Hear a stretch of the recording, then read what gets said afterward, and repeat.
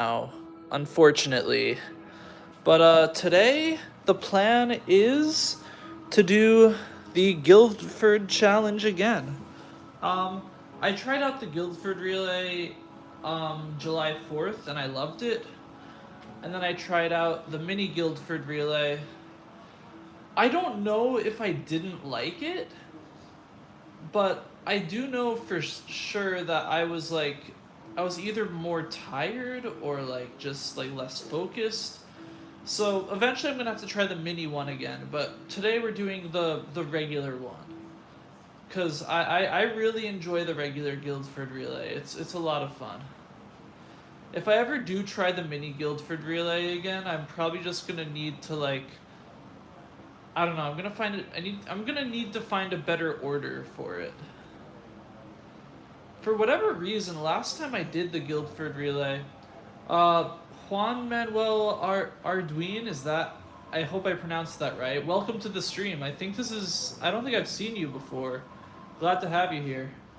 Um, so yeah, that is the plan for today. We are just going to be doing this relay once again.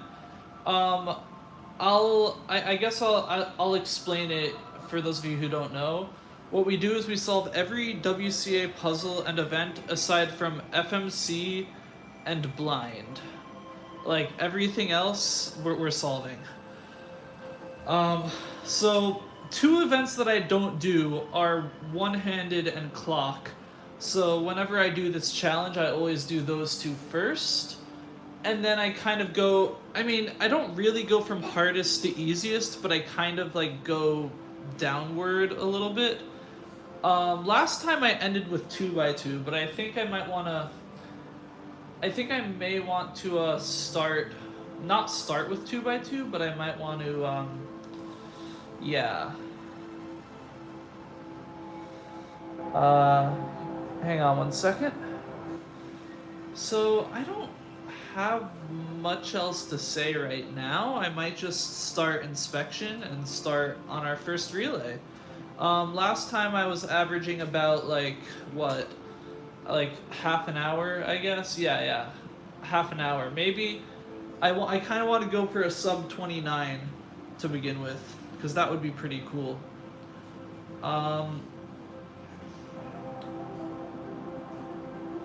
Okay, so I'm looking at. Okay, I see. Oh no, but I can't use that because there's this right here. Let me try to find. I could use this pair, like this corner, and then this edge. Like the method I'm doing right now, or I'm trying to inspect is CEOR. So I could use those two things, and then this corner is set up to be inserted. So if I could get the correct corner up in the top, then I could immediately like I could start right away. And then so this counts as corner number 5. So corner number 5 is in the correct spot. And then I trace like this, I believe. Wait, no, do I trace backwards? Yeah, I think I traced this way. So that would be corner number 1, 4, 2, 3. Okay, so these two need to swap, or these two. Okay. Easy. Okay, so I'm gonna start the timer. Oh, no, that's the wrong button. Okay. So let's start the timer. And then let's do our solution.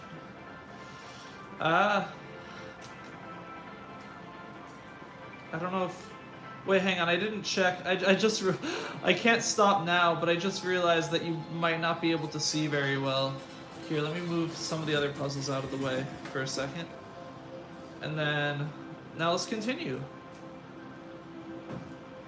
So I hope your guys' days are going pretty well. I'm working on Scube as I mentioned I would yesterday. Hang on.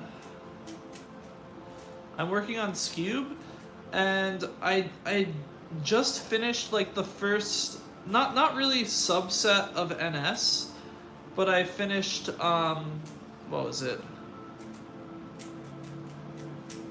Hang on, let me just recognize this. Oh no! Oh, I did it backwards.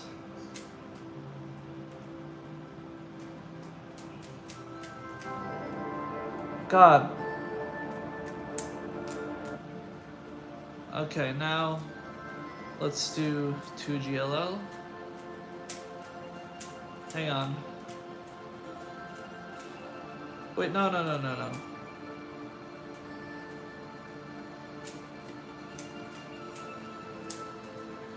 God, I hate one-handed. I really hate one-handed. Okay, so it's not really the first subset of NS that I did, but it's like the first, like what happens is on the ALG sheet that I use, like they have a recommended learning order. Let me turn the music down like just a touch. They have a recommended learning order, right?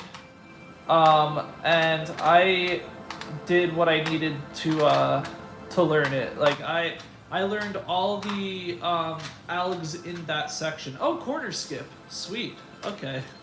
Oh wait, no, we do 7x7 next. Okay, so I'll put these two right here. Okay, so I did all the ALGs in the learning order, right? So that is which ones are they? Okay, I'm not in 7x7 mode right now because I'm just looking at this and I'm like, how do I solve it? Okay. So the ALGs that are recommended that you learn first for NS are there's a bunch of like last 5 centers algorithms. There's hang on, I might need to concentrate on 7x7. I'm finding it hard to speak right now. Okay. So there's a lot of last 5 centers cases that it's recommended. And then there's a lot of like there's pi plus zperm, then there's peanut is what it's called. It kind of looks like L on a 3x3 plus zperm. And then pi plus triple sledge, which kind of looks like a z-perm and an h-perm at the same time. Okay, this isn't. Hang on. Let me move the timer out of the way for a second because. Okay, this first one's gonna go pretty slow. Hey Sayin, It's good to see you again. It's what's it called? Yeah, we're doing the Guildford relay once again, and then. I was just talking about how I was working on Scube.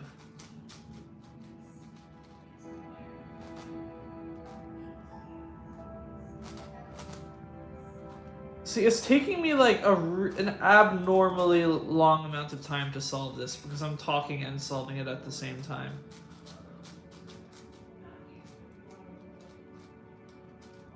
So I apologize. It's not the smooth, fast turning of like your favorite top speed cubers right now.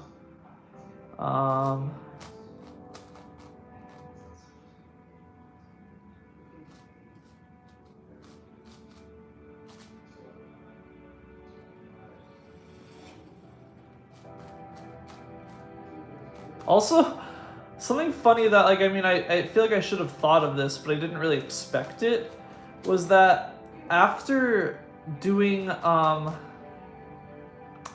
competition, like you could see your worldwide rank. So I like looked up mine, and I'm like 40,000th in the, or like somewhere around there in the world. And I just find that really funny because it's like you could like estimate, like if you say like how good are you at like speed cubing, like people, I feel like, okay, if you could solve a cube in 30 seconds, I feel like people are gonna be impressed and think that you are like a world record holder, even though it's like not close to that. So I feel like it's funny to be able to say your exact standing in the entire world. For like if people ask like how fast are you or whatever, because like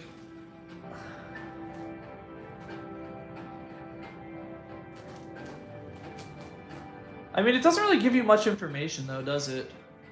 Because if you say that you could solve it in like 30 seconds, then that's like an actual number that people could grasp. If you say you're 40,000th in the world, they're like, okay, well, how fast is that, you know?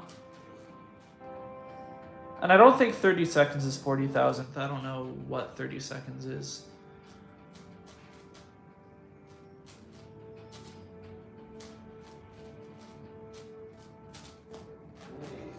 Okay, and then, frick.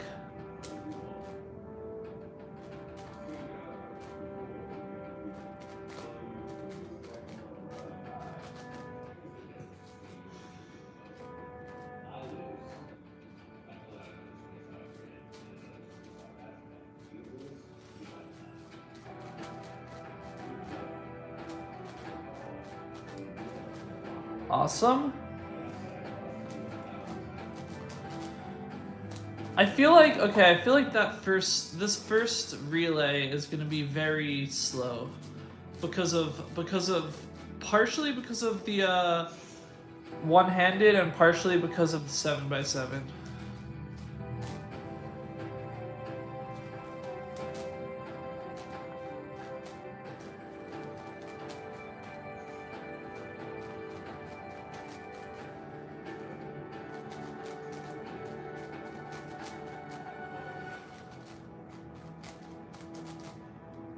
Awesome.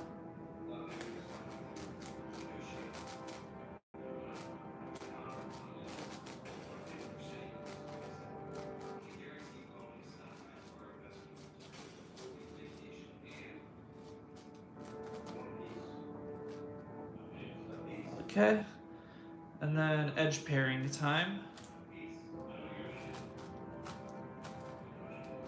Like, big cubes are definitely something I need work on. I don't think I'm ready to work on them yet. I think I really just want to get better at, like, Mega Minx.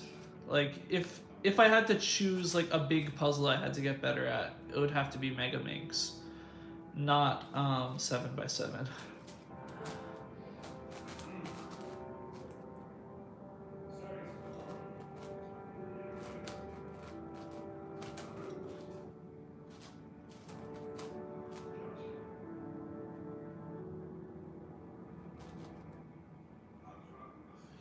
Oh boy. Oh boy. Where's the freaking wing piece I'm missing? There it is.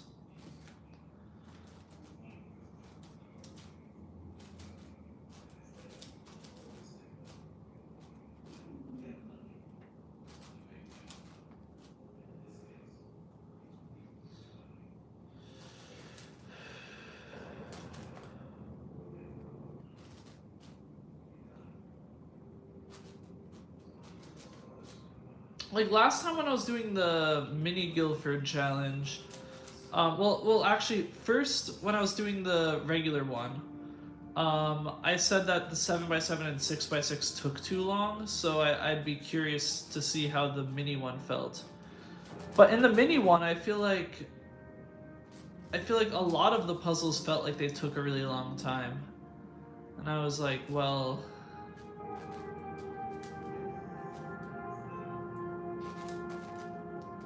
Well, that's great.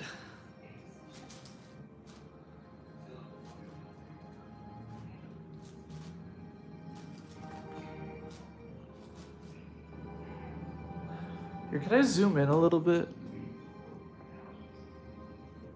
I don't know if that's gonna work. I don't know if that worked.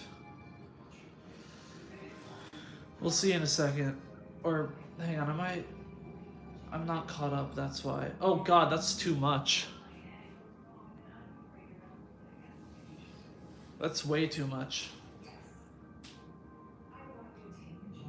That's a little better here. I think that's good, that's good. Okay. Yeah, we're having a lot of, like, weird difficulties with this solve. It'll be okay.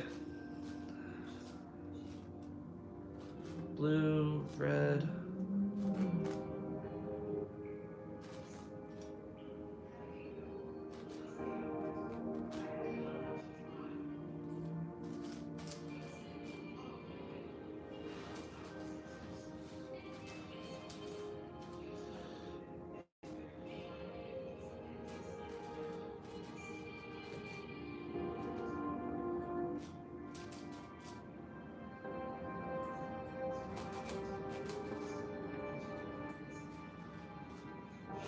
I think I have parity, like in both wings.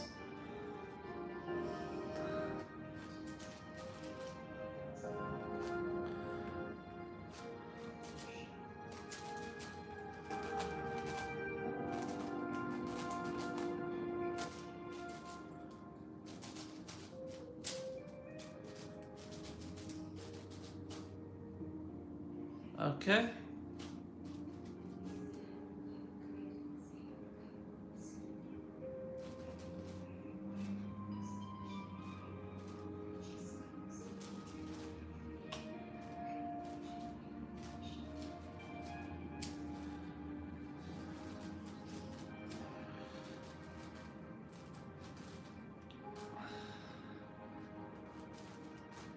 Wait, no, wrong one.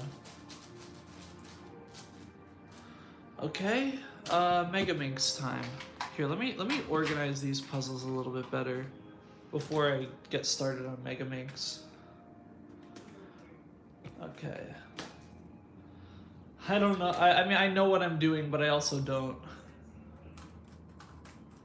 Oh God, I really need a sip of coffee.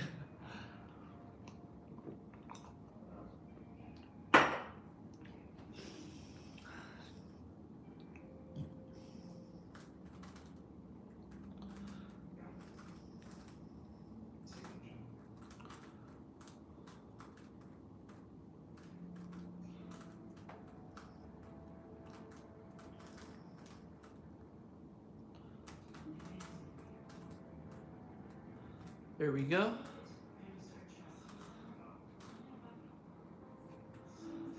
And then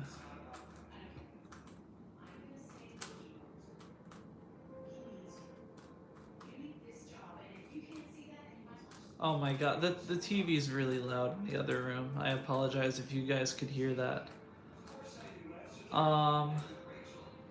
I hope that that's not copyrighted. I mean, it definitely is, but I'm saying I hope I won't get like a strike from it.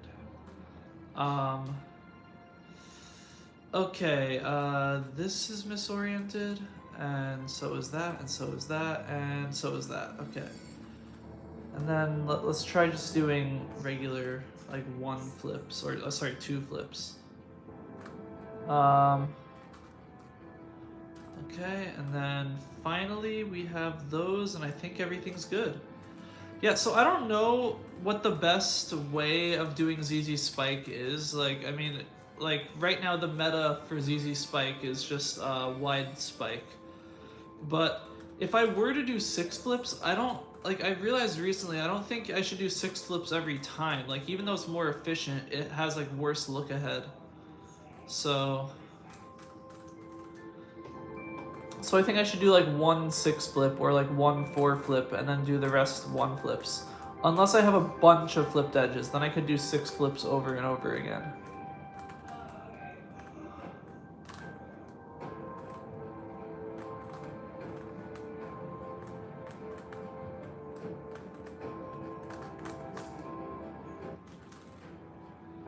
Okay, sweet. That was the wrong algorithm. That was the wrong algorithm. Okay.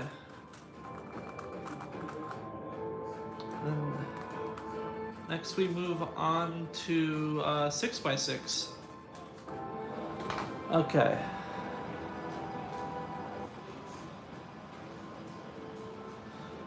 By the way, when I showed up to comp over the weekend, my 6x6 solve, like my official solve, was the first time I touched a 6x6 since I did the Guildford Relay.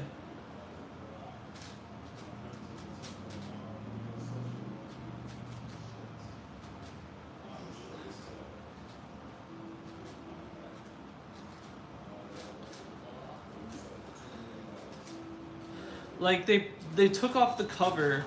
I forgot to turn off the coffee machine. They took off the cover to the 6x6, and then in my head I was like, what the heck is this thing?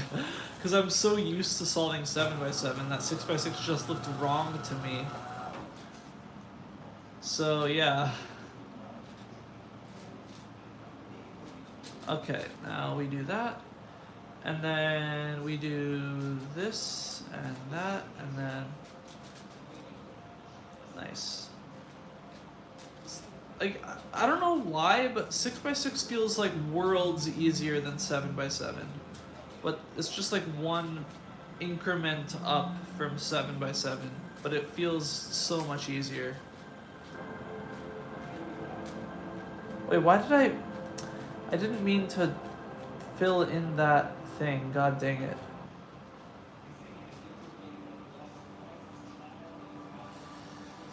Wait a minute. I just realized I'm not like... Okay. I wasn't solving the centers in the right order. Okay, so red would be next.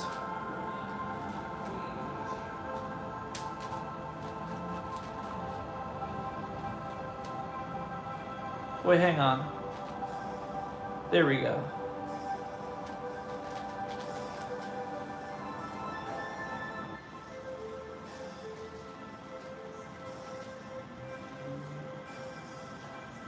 Wait, no, that's wrong.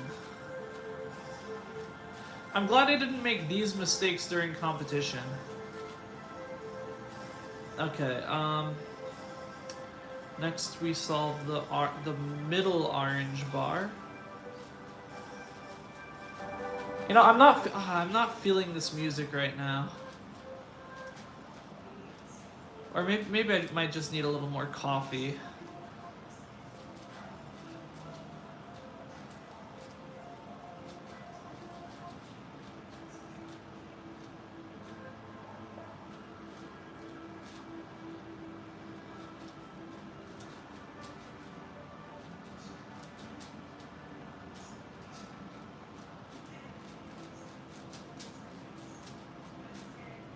Awesome. And then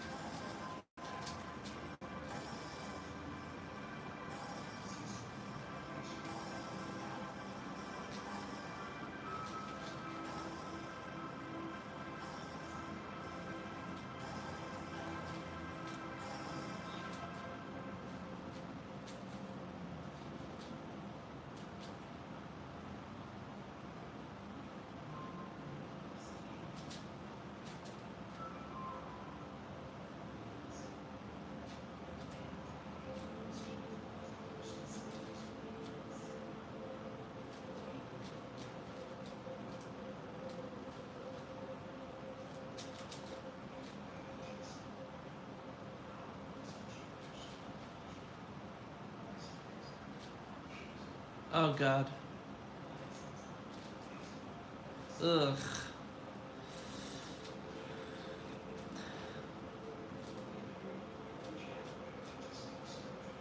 Okay.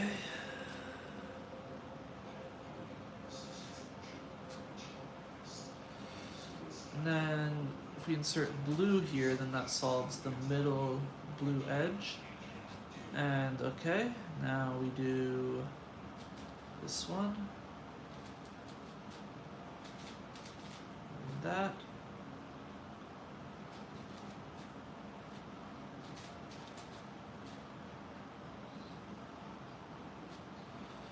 Okay, and then I think we have those.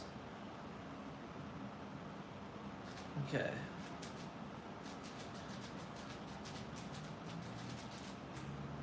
And then this one.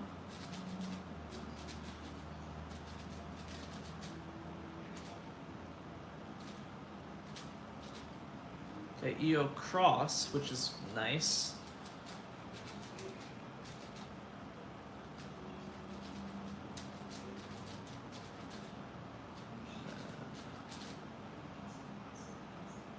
We have parity.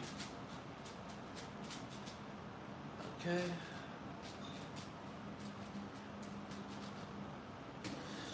Okay, now we do Skewb. Well, we do all the small puzzles. I don't really have a particular order for small puzzles. I think the case I just got is the case I'm supposed to learn. Like, soon. Like, not yet, but soon.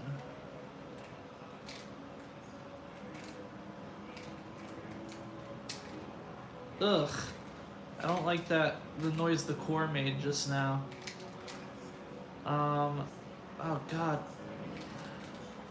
I'm sorry I'm like not like energetic right now. I really need coffee. But I also need to finish this relay. Okay, then we do this.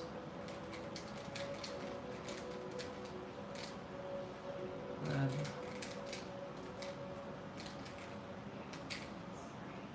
awesome. Okay. So I kind of am doing a different technique for Yoilberry than I was before. Because earlier I was forcing the I was forcing a different case before. I'll talk to you about it after the solve, and I don't want to distract myself. Okay, then you do these moves, and then that, and then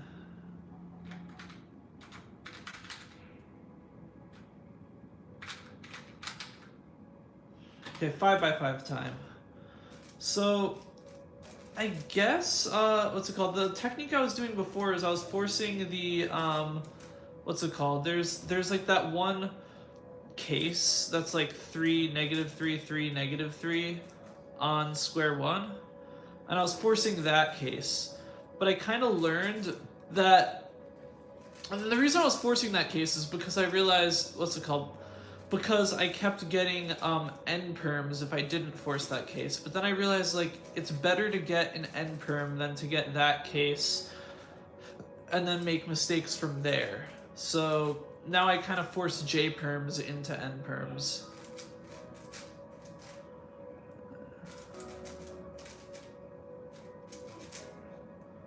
Okay, nice.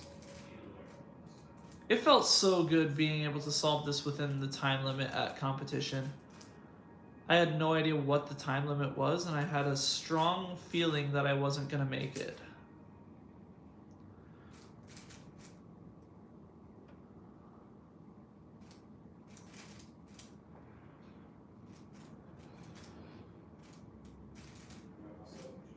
I unintentionally have like a yellow, like a fake yellow cross here. I'm just gonna ignore that. In all honesty, I don't really do cross. I guess it would kind of be like a CFOP solver making a block by accident during this.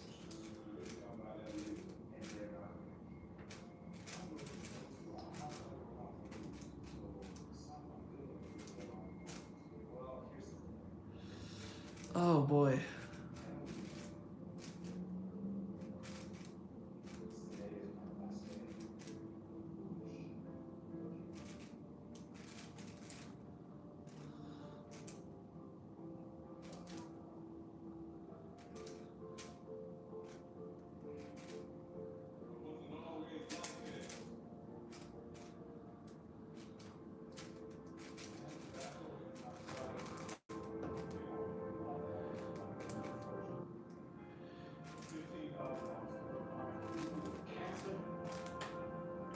Okay, I made an EO cross. I just meant to make a line. Like, whenever I make an EO cross, it's not really intentional. What is this? How do I do an end perm on a 5x5?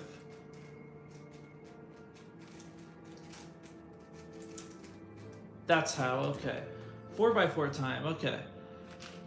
I was really proud of my 4x4 time in competition. Because it was a PB. It was a PB.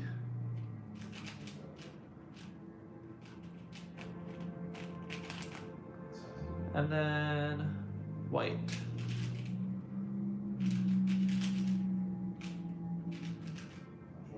Okay, then next. So I kind of changed my style mid-competition and mid-solve. Because I used to do 3-2-3 edge pairing, but I would do like 3-3-2-3. But I've sort of changed it to starting off with free slice and then moving to 3-2-3. Wait, what happened to the... There it is. Okay, then we do that. And then flip that edge. Insert this one. Boom. And then...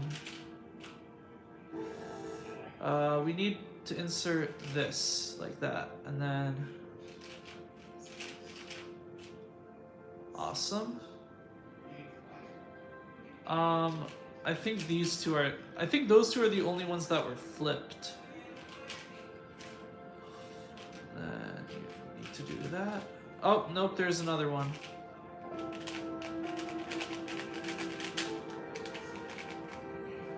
Okay.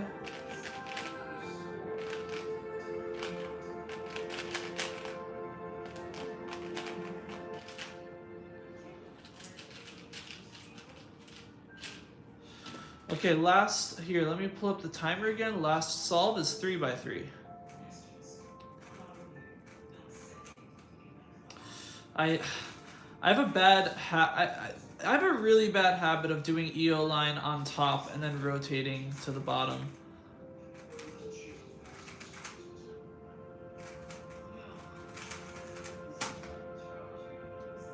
$28.16? No way. No way. How? That was with like mistakes and me moving the camera and doing like all sorts of things. That was a slow time for me, basically. That's a PB for this whole thing, but like that was slow by my standards.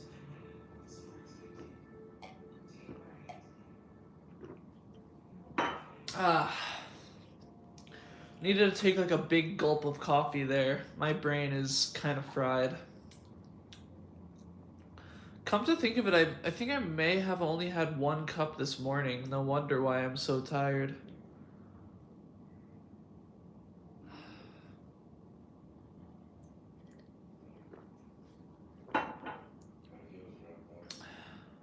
I may need to make myself another cup as I'm streaming.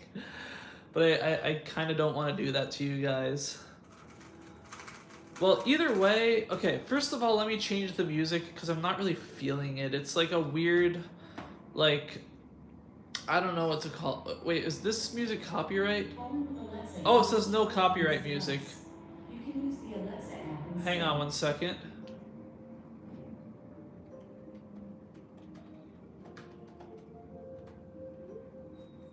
Okay. Anyway,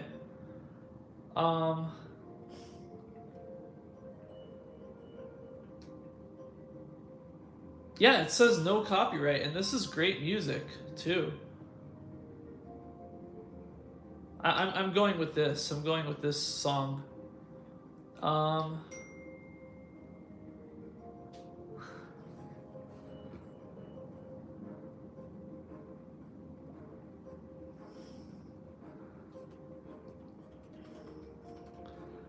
Okay. Anyway, so I'm not gonna follow it as usual. I'm not following a scramble. I'm just gonna scramble everything by hand. Here, let me scramble the 3x3 a little more. I got distracted as I was doing it. 2x2.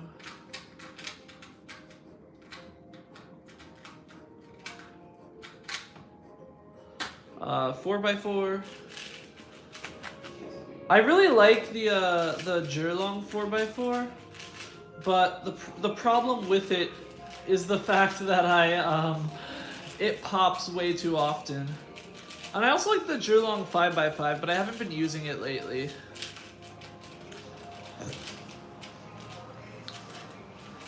And while I do like the WRM for 7x7 and 6x6, they feel really dry to me for some reason, so I stuck with the MGC. The problem is the MGC kind of like locks up like a whole lot more than the WRM.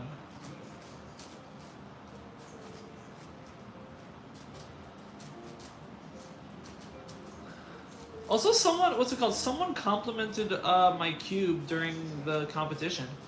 The Tungyun, the Tungyun, I guess. I don't know. Like, they said that's a very nice cube after my last 3x3 solve, and I was like, thank you. It's probably one of my favorites. I'm kind of a collector of cubes. I partially don't really want to buy any more cubes because I'd be tempted to swap to those cubes. But I feel like the Tungyun recently has sort of become my main, and I've become most comfortable with it. And I know that for sure because I tried out what's it called? I tried out the what's that cube called? The Tornado version 3. I played around with it a lot, and then there was something I didn't really like about it. And then I also tried the GAN 12, and the GAN 12 feels really good. It's just that, and I love like how magnetic it is. I love like how strong the magnets are, and like it kind of feels like the cube is like floating in a weird way. But the issue with it is just the fact that it doesn't really, what's the word? It, like, sometimes the magnets pull a little too much. Like when I'm doing a PLL, sometimes like there's a pull like away from like what I normally do.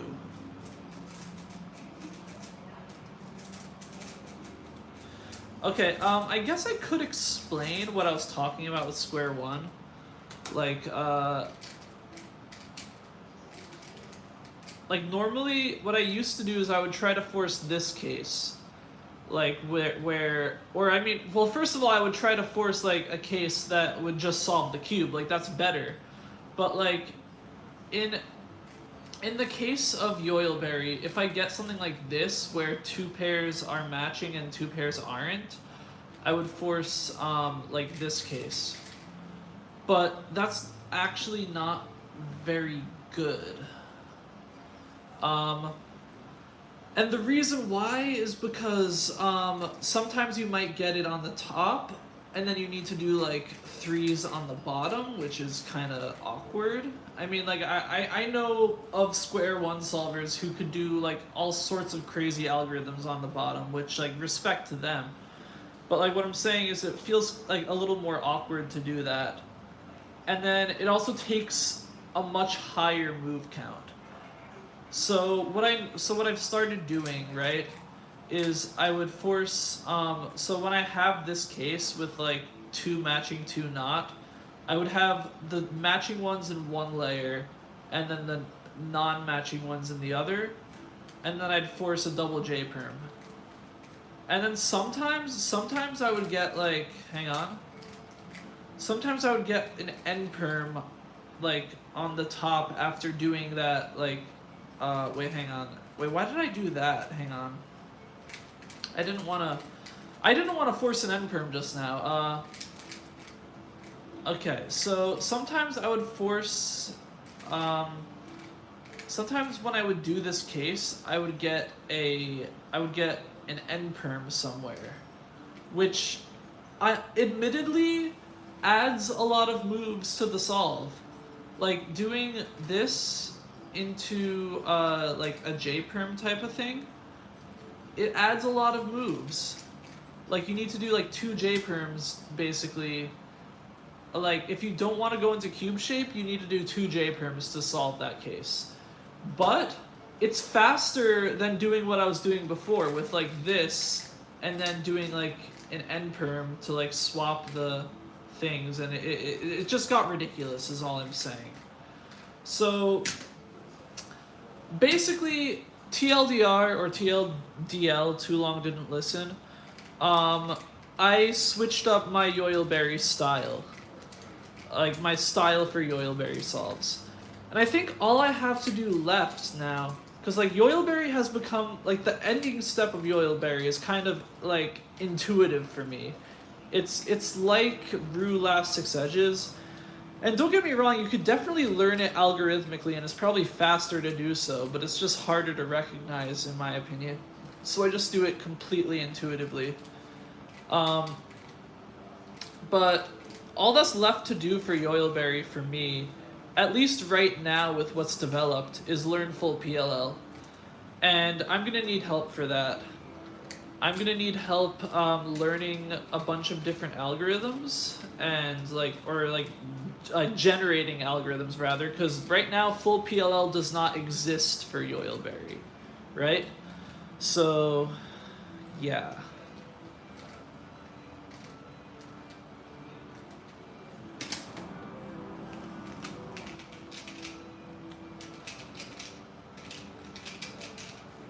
Okay, here give me 1 second. After I scramble all of these cubes, I'm going to, I think I'm going to make myself another cup of coffee. This is going to be the first coffee break of any stream ever on my channel. Because I've taken, like, bathroom breaks before, you know? But no break for coffee, really.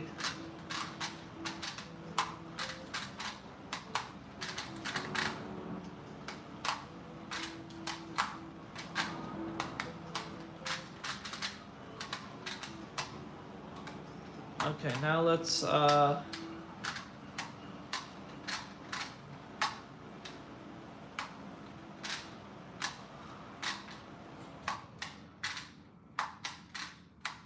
that's scrambled enough. Now we have 2 more puzzles to scramble. And I'll still be right here. I'm like 2 feet away from the coffee machine.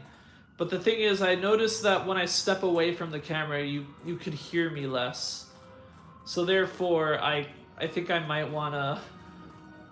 I'm still gonna warn you before I take a break, so that way...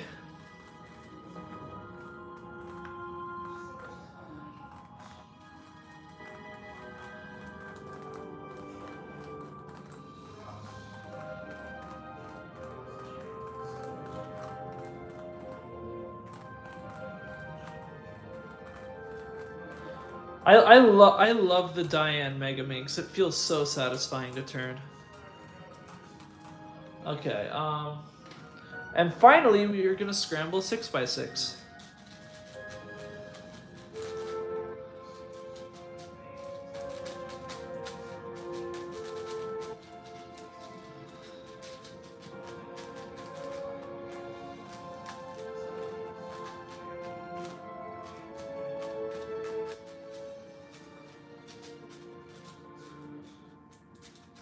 Oh, dude, I just thought of a cool, like a kind of a cool variant of, like on 4x4, there's like a method called the Triforce method, right?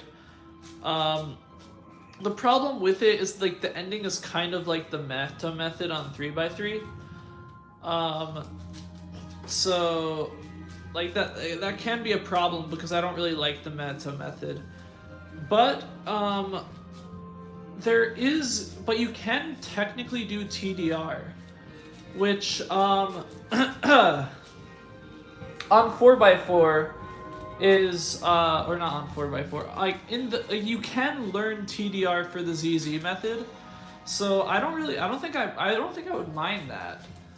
I don't think I would mind using like that alg set on Triforce and then like solving. I mean, it's also not necessary because the 5e 5x step involves removing that edge on the D layer. I feel like a lot of you won't know what I'm talking about, but anyway, give me 1 second. I just need to I need to make myself coffee. Just say hi to Duke while I make myself coffee. I'll probably try to talk to you as I'm doing this, but as you can tell, my voice is getting quieter because I'm farther away from the camera. And now there's coffee maker noises. Oh crap. I'm sorry guys, the coffee maker doesn't have water in it, so I also have to fill up the water. This is gonna take a minute. Just say hi to Duke. Duke is very cute. Like everyone look at Duke. Okay. I already lost a viewer, great.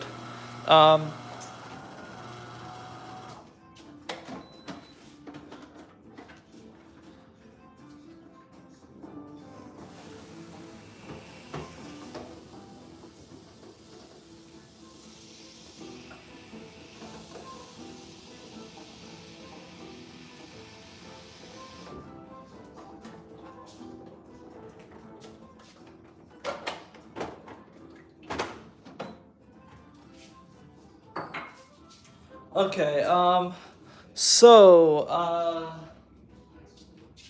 hang on.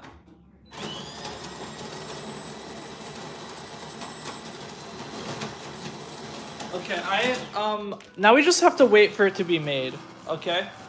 So I have my creamers right here, so I'll just put them to the side. I think in the middle of the solve, I might just get up, grab my coffee, and sit back down. Because it won't take that much time. Let me just take a long gulp of. Well, actually, no. It might be very quick. So I might just.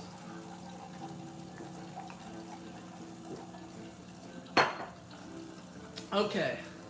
Let's first. Okay, let's put our first puzzles up here, right? So 7x7, 6x6. So all of these are first. And then, could you see... Here we go. Okay, so once again, we're going to do inspection for 3x3 one-handed. Oh, coffee is ready. Okay, hang on.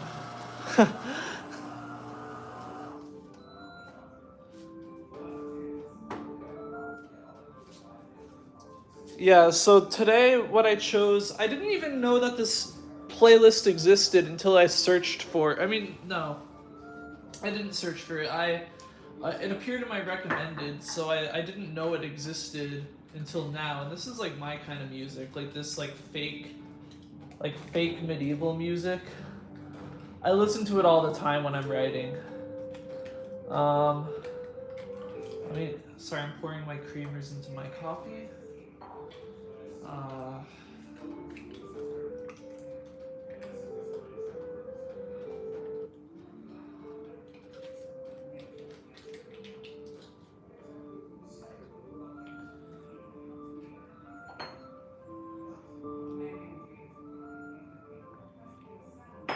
Okay, time to inspect. Sorry about that like little break in between. So what we have here is okay, I can't use this. Could I or wait, no, but I don't know how to inspect like backwards like that. So let's just ignore that. Okay, so this red is set up to go into here, like this bar. So we could just do that right off the bat if we wanted to. I see like a really easy cross solution, but I don't do CFOP, so that's like completely useless to me. Okay, this blue is looking good also, but could I pair up? Yeah, I could do U2 and then a wide R move to pair up the blue with the edge. And then that blue counts as corner number 3. And then we trace backwards, I believe. So 3, 2, 1, 4. Okay, so 5 and 6 have to swap, I believe. So that would mean these two corners also have to swap. So okay, let's try it. I think this case should be pretty easy.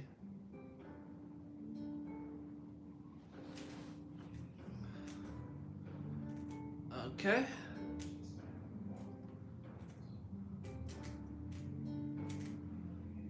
Um this is just a random thought. But I kind of miss I really miss the YouTuber Purple Rodri.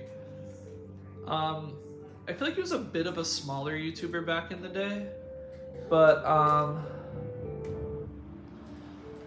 yeah, like I haven't seen him around in like a while, and I saw that he like what's it called? He quit YouTube, unfortunately. Uh I don't know this. I mean, not unfortunately, like good for him if he needs to like if he needs like space or he's going somewhere else with his life. Like I respect that. But like his commentary was really good. He never stopped speaking. Um which is, if you ask me, is just really impressive. Like how he could just engage the audience constantly as he played video games. Like it was crazy.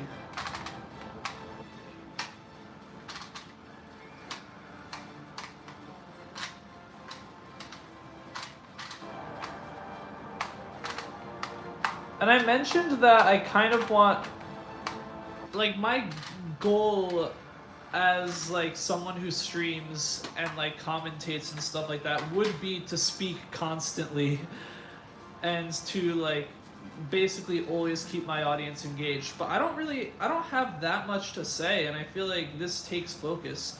But also so does video game. Like I feel like people who don't speed solve might not realize it, but I feel that like video games, like especially like if you're speed running or something like that, take as much focus and like mental effort as solving a Rubik's cube. Like I feel like video games are kind of downplayed as like um mindless, and Rubik's cube is like played up for being like a genius's activity, but it's really, they're about the same, I think. Like um like have you seen the speedruns of like Super Mario Odyssey? Like they are insane. Like they play with both their hands and feet at the same time in minimum captures in Super Mario Odyssey. And it's like, do you know how much focus that needs? Like do you know how much like mental effort that takes? Like dude, speedrunning is insane. Like, and in that case, it's even more insane than speed solving. And like people don't know that. People think of speed solving as this like really extremely difficult thing that like only geniuses can do, but if you ask me, I feel like minimum captures people, like people who speedrun minimum captures are using more brain power than people who solve a Rubik's Cube. That might be a bit of a hot take, but I'm the one who's solving a Rubik's Cube, so I don't know.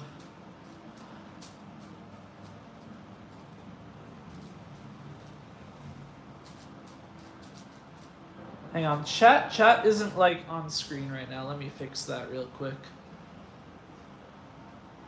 Hey, good afternoon. Good to see you, GPL Cubing. We're doing the Guildford relay again. I had to take like a little, I mean, I had to take like a tiny break in order to grab coffee, because I realized during that first relay that, oh my gosh, I only had one cup all day, and that's why I was like so tired and not focused. So yeah, Duke was taking over the stream for like a few seconds.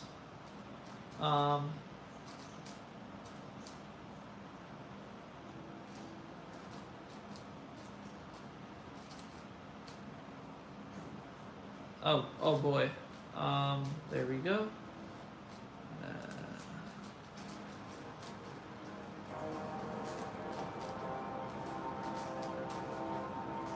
Oh, this playlist is epic.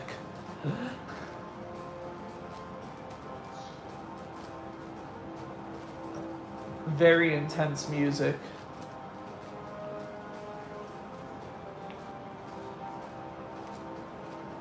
And I'm kind of like scrunched up trying to get on camera. Let me scoot over a little bit.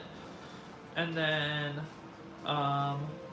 I see an entire white bar already made, so let's take advantage of that. Okay.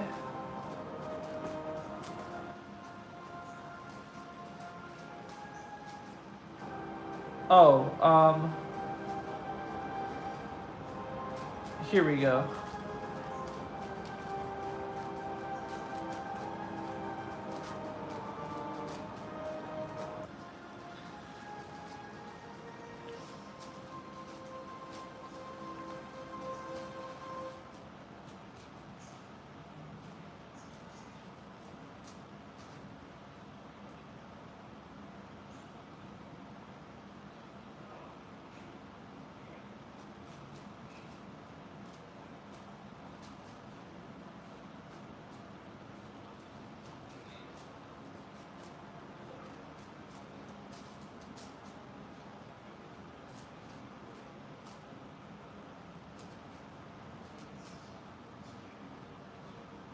Oh, that's not right. Whoops.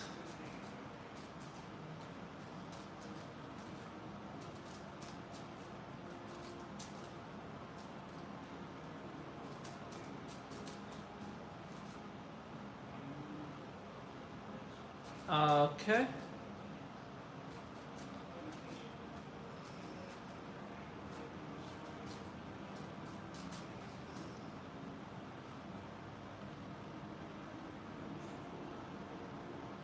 Wait, what the heck is going on? What the heck is going on?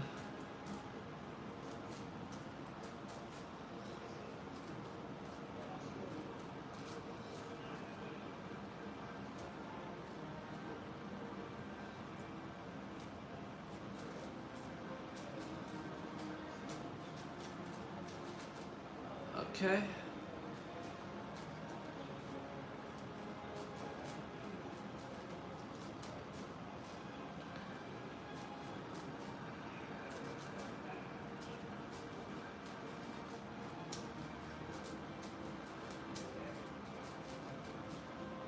Awesome. Wow, that's loud. I'm getting a Master Pyramix later this week. I actually like it. Oh, you're better at it than normal Pyramix? I mean, there's a few different principles than normal Pyramix, so I kind of understand. It's like being better at 3x3 than at 2x2. What's it called? I really like Master Pyramix. I sort of developed my own method for it, and then that method was slow, so I improved upon it, and I feel like I kind of recreated a method that people already use. I don't know because I haven't checked what methods people use for Master Pyramix, but it definitely feels like a method someone else could have made very easily.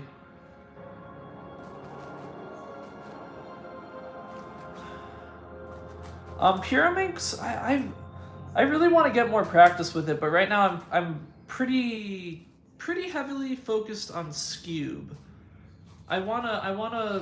My end goal for Scube isn't necessarily a time. My end goal is one looking. So I'm gonna learn NS, and then I'm gonna learn from NS. I'm gonna learn how to one look. Which the way I've seen people learn how to one look or like practice it is by doing Scube blind, like Scube blindfolded. So that might be a stream that's coming up in the future. Like probably not anytime soon because I need to learn a lot of algorithms before I'm prepared to one look. But once I learn NS, I should be able to do that stream. I also want to do eventually a 3x3 blindfolded stream, and it may or may not be pretty slow for you guys because I am not very good at 3x3 blindfolded, so a lot of it will just be me staring at a cube and then be solving slowly. And to begin, I'm probably gonna do a bunch of untimed solves. Oh wait, oh no, I keep doing that where I have all the edges I'm able to pair already paired, and then I do more when I'm not supposed to. And in a bad way, because if I do more, then I break up stuff I've already done.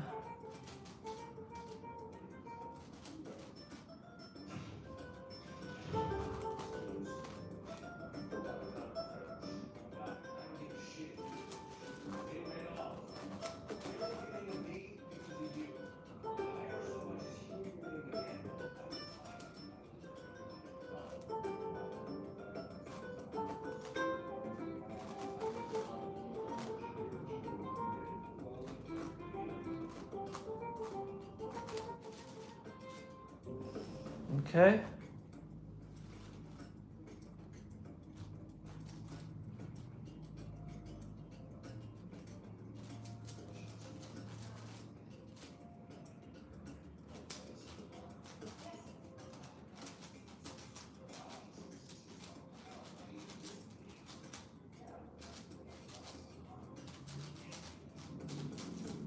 I was also practicing color neutrality for 3x3 earlier today, as I mentioned before, and it looks really weird.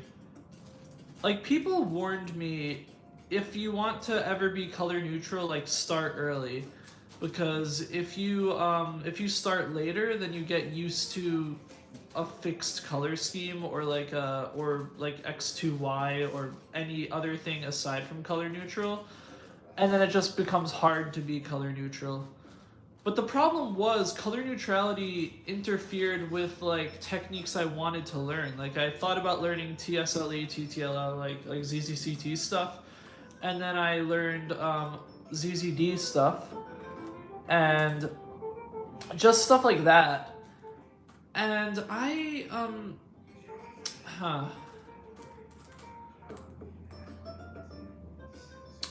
hang on. So yeah, I learned that kind of thing. And okay, sorry, I did not focus as I was starting this Mega Mink solve. So I wanted to learn stuff like that, right?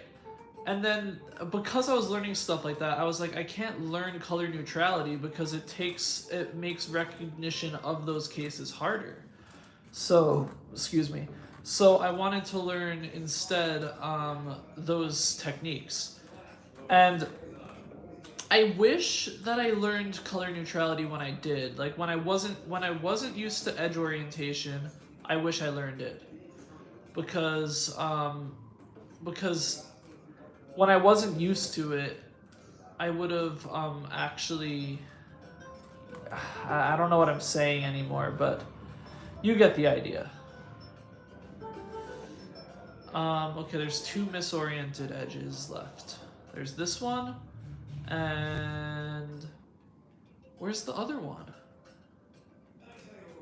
Has to be like around here somewhere. Not that, not that. None of those. Oh, this one. Duh. Okay. So because I'm used to edge orientation now, like just the misoriented versus oriented edges in color neutrality look wrong to me. But back when I was starting edge orientation, they all looked the same. Like, and I mean that as in like it was all difficult for me, but now just one axis is difficult. So basically it was definitely a mistake to learn it later. But at least I'm learning it better late than never, I guess. And I can't wait. Oh my god, dude. So, like, people criticize the ZZ method, right? And like I get it. Like people say like I mean I kind of get why people criticize it. Like people had their reasons. Um a lot of the reasons were mostly based off of it's too hard. Because like there was sort of like, oh yeah, it's bad ergonomics, but Eocross has good ergonomics, but no one's gonna learn Eocross because it's too hard, and like stuff like that. Um, but one of the biggest what's it called, critics of the ZZ method, of course, was Jaden McNeil, and it's so this is just too funny to me. His biggest point, and he said in his video, this is his biggest point, is like the worst thing about the ZZ method is, and I quote, "Good luck being color neutral with any variant of ZZ ever." And I'm just like, dude, people are color neutral with ZZ now. Your point is null. Like,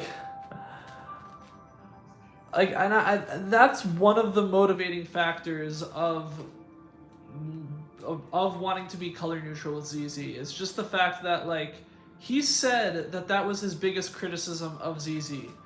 And if that's his biggest criticism, then he needs a new criticism, because that means that ZZ is a pretty good and viable method. Like, by his standards. Like, that's the thing I noticed about Jaden McNeil's videos on ZZ and Petrus and stuff like that. He contradicts himself.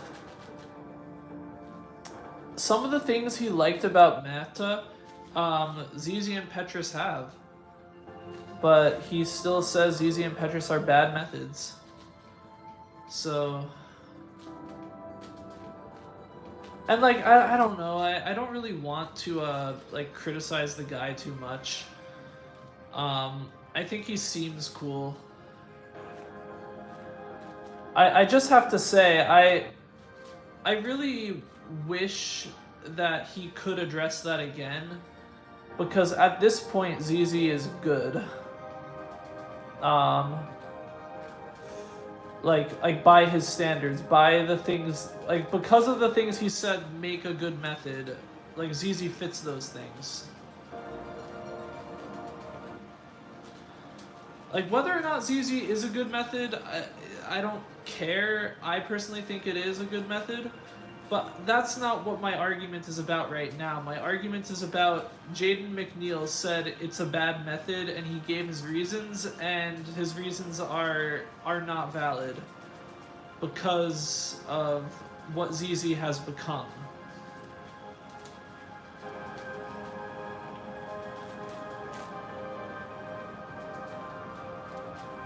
But I feel like smarter people and many other people have talked about it more than I have, but that's okay.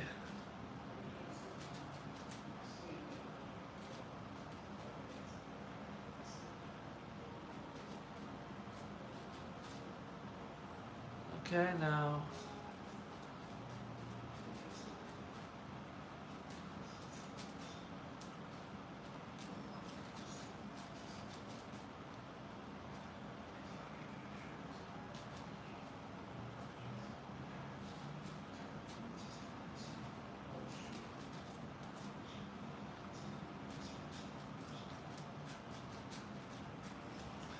Awesome.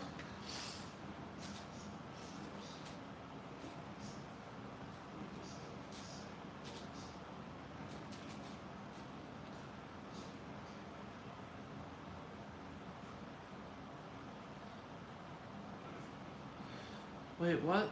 Where's... Oh my god. Where's the stupid wing I'm looking for? There it is.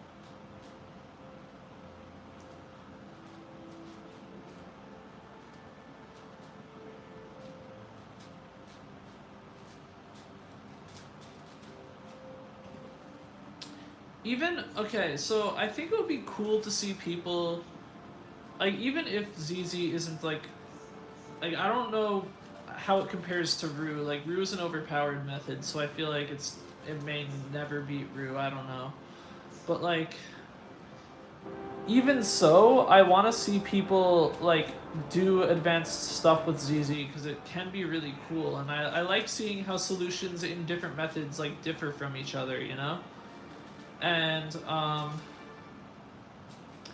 because of that, like furthermore, I want to see what people do with EO line because as I mentioned in yesterday's stream, there's a bunch of block building techniques that match up with ZZ. Like it's the same type of thing as ZZ, but ZZers never utilize it.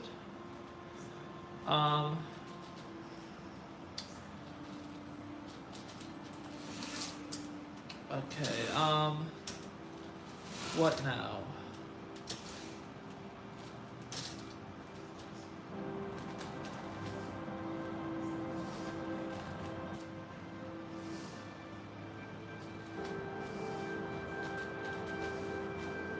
Okay, so these edges are bad, and I think that's the... yeah, we have parity.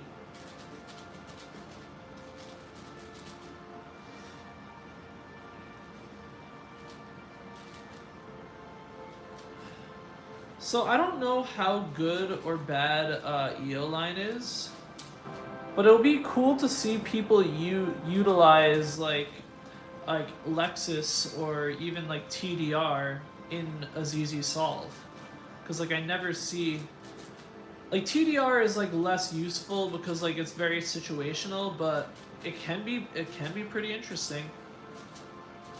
At double parity. Okay, Scube time. Oh god, I'm missing... oh, there it is. Okay. This is not a very good Scube solve. Okay, well, let's do Yoilberry now for square one. Because that's my method. Oh yeah, something I wanted to ask is, would people be interested in if I did a Yoilberry tutorial? Because I think I'm the only one ever to like use Yoilberry as like their main method. And no one really knows what my thought processes are as I do it. So I think a Yoilberry tutorial would be fun.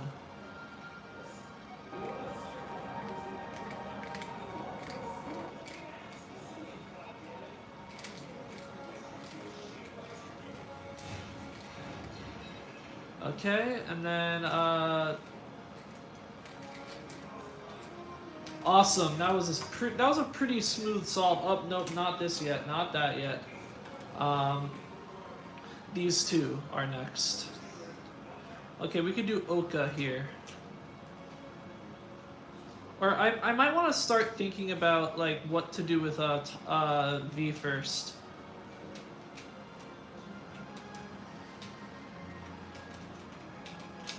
That's something I should do on one day when I solve Pyraminx, is I should figure out V first stuff. 5x5 time? Yeah, I want to understand your square one solves. Awesome, yeah. I'll definitely make that method. Sorry, not method. I'll make that video at some point.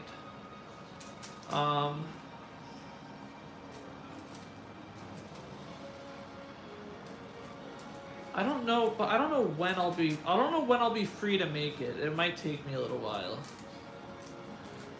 Oh wait, sorry, the 5x5 is not centered in the camera.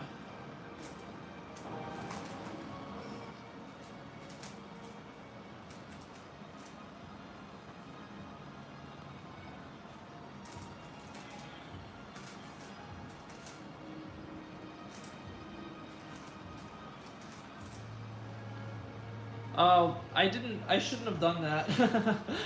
I shouldn't have done whatever I just did with the 5x5. Okay, now we're gonna do that and this slice.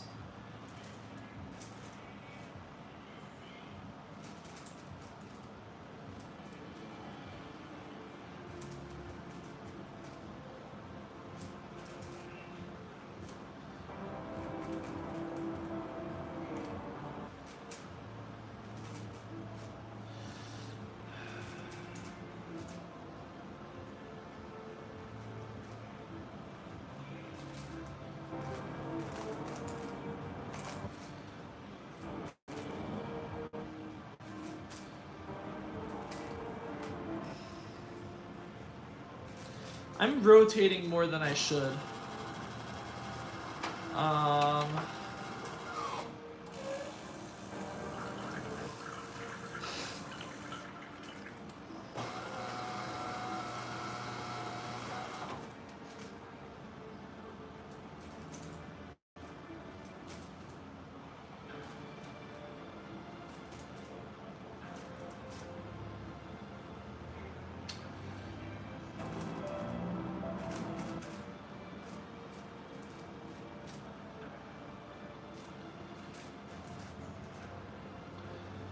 It's fine. You can make it anywhere before the human extinction. I mean, that's ominous. Like, you make it sound like the human extinction is gonna be like soon when you say it like that. I don't like that. I don't like. Yeah. I like to think that we're gonna last a long time. I personally don't think that I don't think there's gonna be like a mass extinction, like for people. I think it'll, if anything, it would be like some like very catastrophic event that people would survive, but or like and some people wouldn't, which would still be terrible. But I'm saying like I don't believe that there's going to be any human mass extinction, at least not for like a very long time. I forget how color schemes work. Okay, orange goes on this side.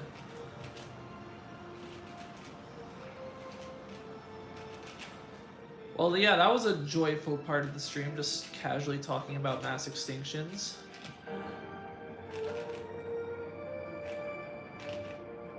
Okay, then we do.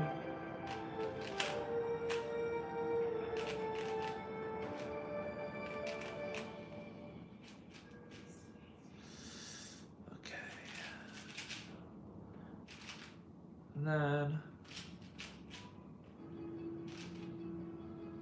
wait, no. That's, I wanted to insert that edge. Oh, okay.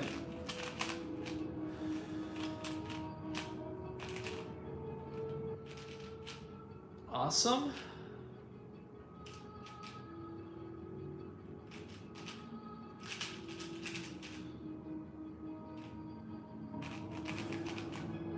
Oh no, I knew I messed up. I knew I messed up the centers.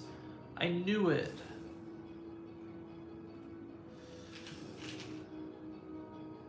Okay, well, we're back to last 4 edges. Hopefully I did fix parity though.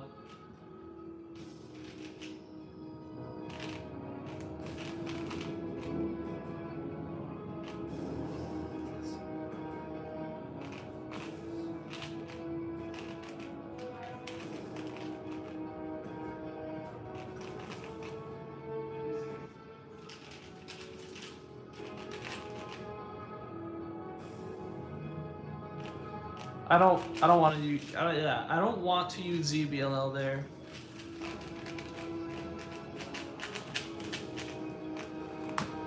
And finally,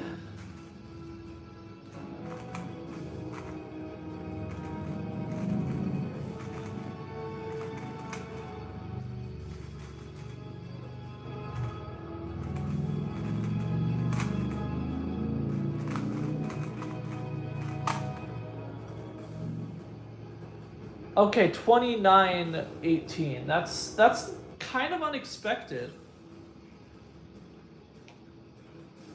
I expected that last solve to be faster than the first one that we did today.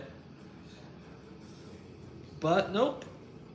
Not really. Oh god. Okay, I'm still tired, dude. I'm still tired.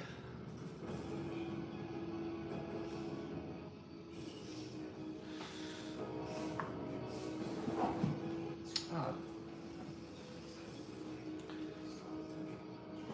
I have to like shift a little bit.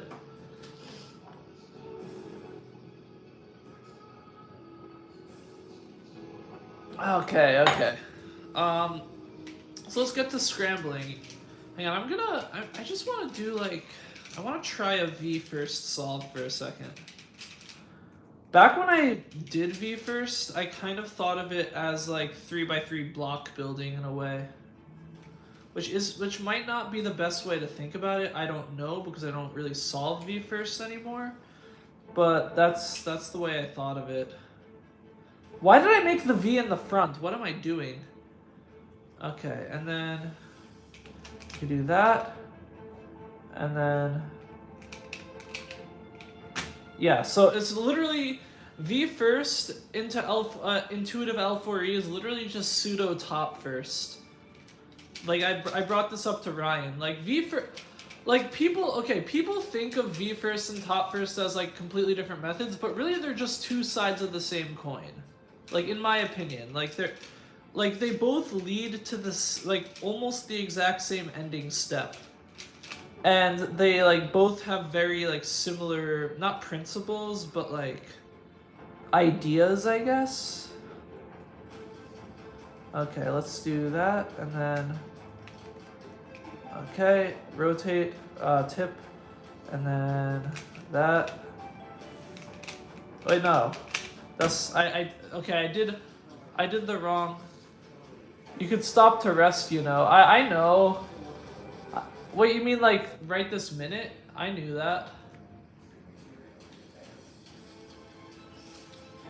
I'm just like kind of like this. I guess this kind of is me resting, just messing with the Pyraminx.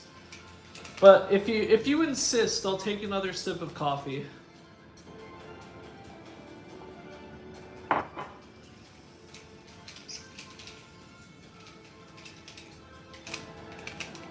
But I appreciate you asking. Like it shows that like you like care about my well-being and stuff, which is good. That's good.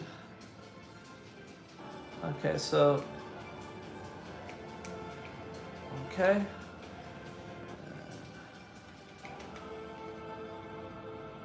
And then wait, no. How do you? Oh, it was that way. Okay. See, that's where V first is weird to me. If you're tired, you can stop already if you want. No, that's okay. When I say I'm tired, I mean like I'm like mentally like tired. What's it called? I've been like staying up pretty late recently. I don't know why, but like whenever I go, like recently, like when I traveled, when I went on vacation, and then recently when I went to the competition like hours away, when I'm not at home, I fall asleep like very easily. I go to sleep like before like 12 p.m. like maybe like 10 or 11. When I'm at home, for some reason my brain is like, okay, you are now staying up and you can't fall asleep. So I don't know what it is about home for me right now, but home makes me not able to sleep as well. So I guess when I say I'm tired, it's partially that I'm like mentally tired, partially that I didn't have enough coffee, and partially I didn't have enough sleep. But it's okay, because I'm enjoying myself. If I will say, first time I did, second stream I ever did on cubing, I did end stream early because I was tired. I streamed for about like an hour and a half instead of 2 hours because I was like, you know, I'm not feeling it. This Gigaminx solve is going extremely slow. I can't focus. Like let's just move on. Like let's like you could go about your day, I will go about mine. Um, right now, I'm not really feeling that. Right now, I'm still feeling pretty good. Still feeling like awake. I'm still feeling like fairly focused, I'd say. But again, I really appreciate you asking.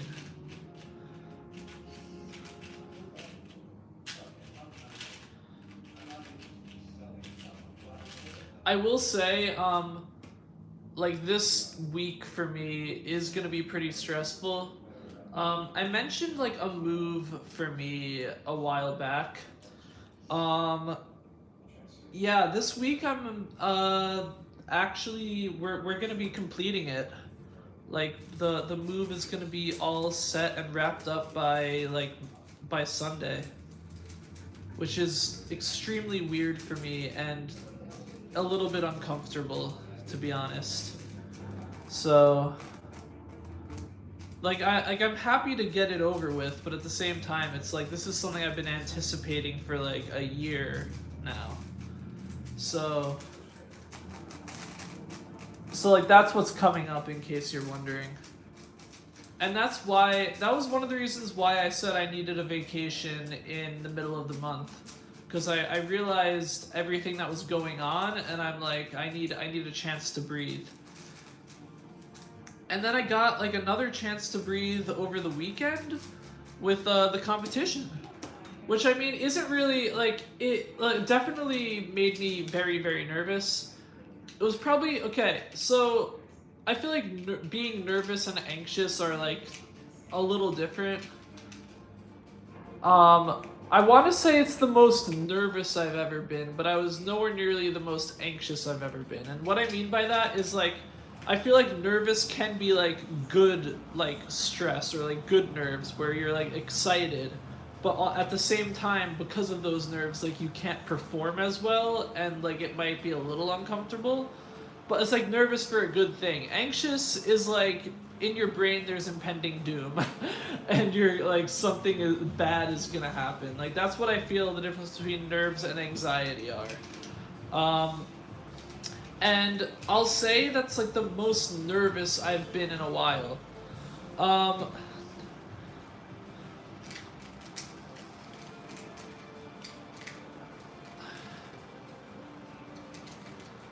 Before every event over the weekend, I would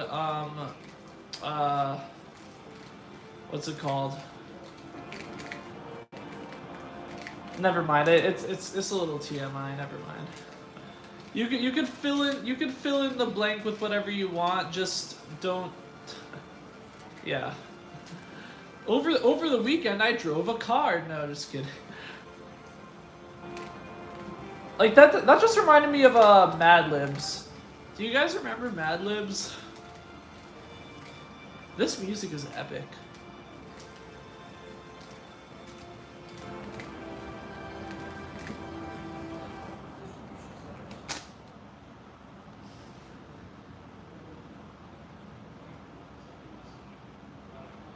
Okay, okay, so like speaking of a break and all that stuff, speaking of all that, I think I have to use the bathroom. So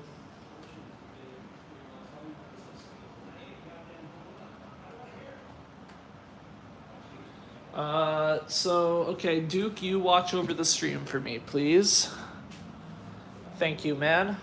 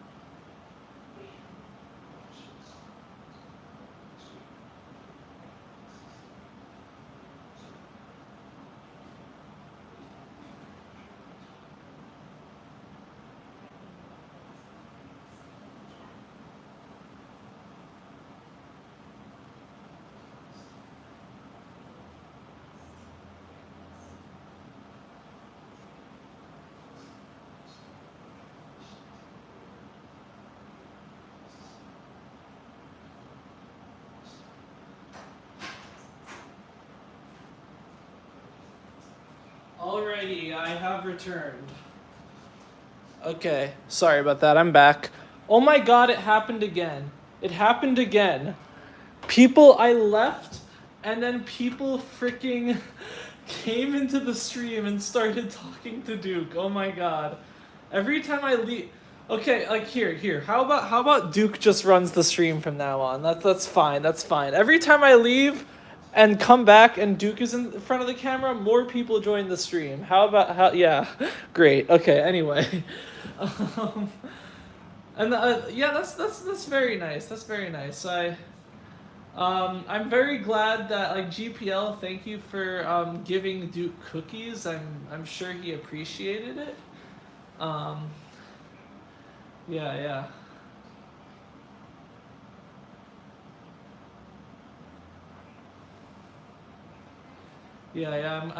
I really appreciate it. Anyway, let me turn on the music. What happened to the music?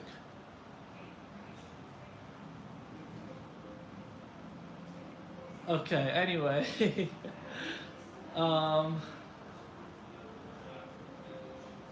Okay, sorry. I'm like really distracted now.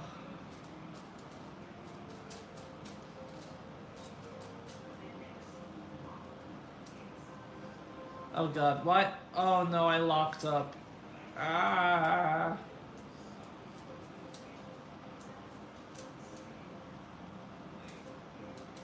There we go, fixed.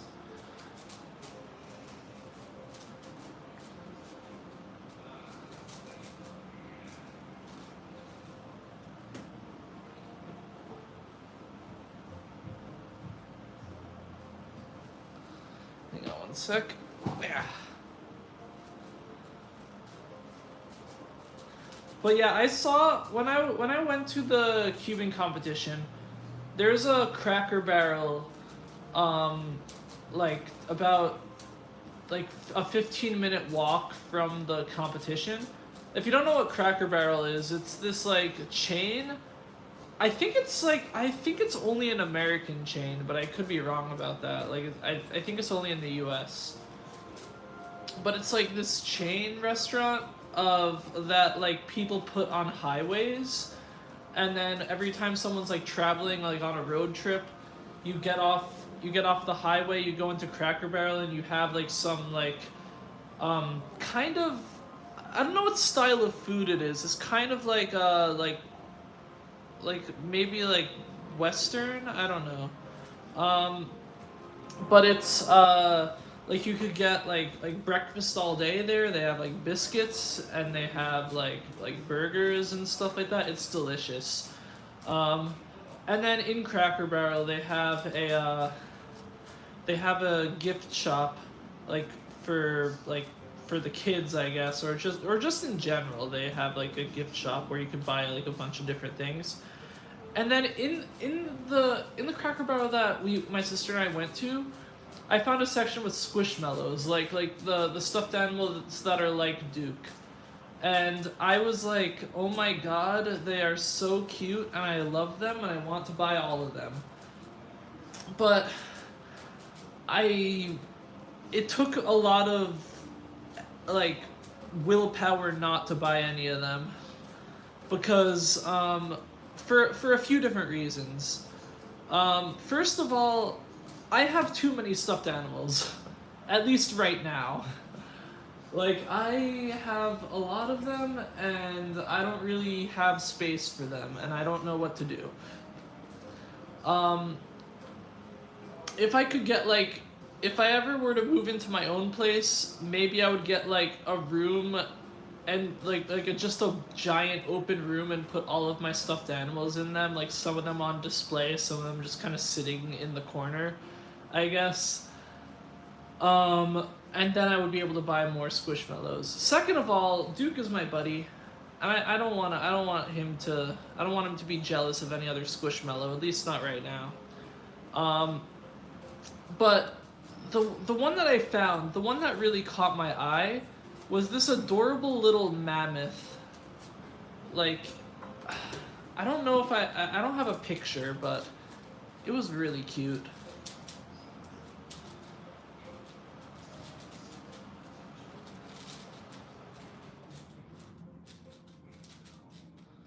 Also, the other day,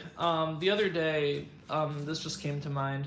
I tried out Spotify's AI DJ for the first time. Like they have an like Spotify now has an AI DJ that like talks to you or like basically is like up next we're playing this song and stuff like that. It feels like you're listening to the radio, you know? But it's all songs that you like. Except that's a lie. It's not all songs that you like. For some reason, the DJ keeps picking out like heavy metal stuff and like sometimes pop songs, and I'm like, I do not listen to these. Like, what are you doing? So I don't know what the AI's like decision making process is, but it's wrong. It's wrong like a lot of the time.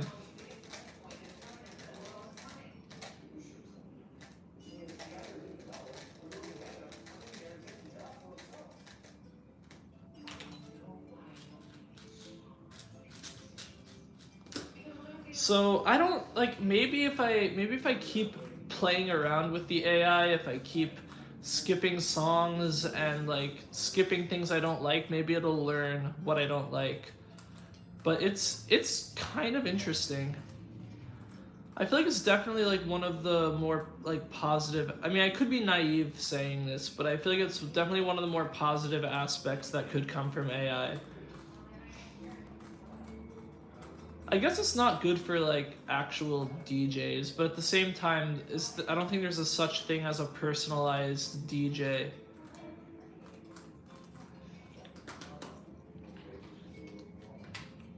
In Brazil, we have restaurants and mini convenience shops next to gas stations. It just feels so good to stop for gas and drink cappuccinos. Yeah, yeah. Like there's a lot of those in America too. Um, we have what's it called? Back when I was doing drum corps, I feel like what's it called? In drum corps, like we would travel a lot by bus, and like because there's like like 100 like 100 to 150 people in every corps, like you would travel by bus. You would have like two like large trucks with like props and instruments, and then you would have another, what's it called, and then like you're basically traveling with a lot of people is what I'm trying to say. And with that, um I forget exactly where I was going with it, but the point is, sup, well, good to have you, Ryan. The point is, in drum corps, we sometimes in the middle of the night, the bus would need to stop at a gas station and get gas. And then in that time, they would let you off the bus, and then like you would go to the gas station to like use the bathroom and like maybe pick up like provisions or something to drink or eat or something like that. And that was always like that was a luxury. Like drum corps culture, I feel, is like people in drum corps love going to gas stations. Cause like you could buy snacks, you could buy like drinks for the next day, you could buy like there's like so much that you could like get there that like gas stations and Walmart. I feel like people in drum corps love. I remember 2019, the DCI open class semifinals. During open class semifinals, me and like the rest of the pit were celebrating. We were like, "Oh, yo, that was so fun! Like that was great!" And they were like, "Hey, do you want to go? Like, there's a gas station like half a mile down the road. Do you want to stop there and like pick up like some like Gatorade or like something else? Like pick up some dinner?" And then we were like, "Sure, let's go there." And then my parents, my family, they were like visiting at the time to watch my drum corps, and then they were like, my mom called up, and then she was like, "Hi, like what are you doing now?" And then I'm like, me and my friends were going to the gas station. And she was like, "Why are you going to the gas station?" And I was like really tired, and I didn't want to explain why I was going to the gas station. I'm like, "It's fun, Mom. We like going to the gas station. That's what we do." Anyway, Okay, CEOR tracing. I see this, I see, I could pair up that edge. This is corner number 3, so I could trace counterclockwise, so it goes 3, 1. Wait, no, that's not corner number 3. Wait, yes it is. Wait, what? Okay, 3, 1, 2, 4. Okay, so it's 5 and 1 that need to swap places, so these two. Okay. Anyway, let's start the relay. Start the timer. Oh, nope. Here, now let me put the timer on the side. And I already forget. I need to retrace. Guys. This is bad. Okay, so... Yay! Okay, so that's backwards, I think. Okay, you know what? Hang on, let me just close that solve out. Let's re-scramble this. I was not paying enough attention.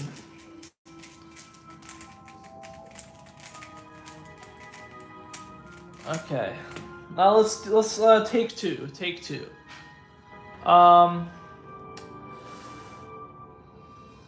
Okay, what are we doing? That's not a good solution. That's not good. Is this good? I think this could be good. Give me a second. Yeah. This looks like it could be good. Okay, so that is corner number 5 in position 6, technically speaking. And then we have lightning bolt case, I believe. I'm working on Megamix PLL recognition sheet, and man, it's boring to work on. I understand that. I don't know how you make like method documents and stuff like that. It seems like really boring to format. But like, I'm glad that you're working on it. It's definitely helps out the community a lot. Okay, so tracing this way. So that is 2, 3, 1, 4. Okay, so these two, or these two. Okay.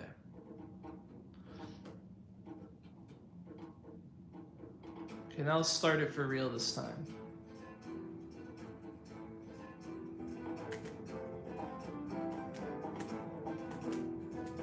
Okay, sweet. Now we do that. I'm trying to get a bunch of projects in the list just finished ASAP because they keep piling. That I totally understand, man. It's good that you're taking like initiative though.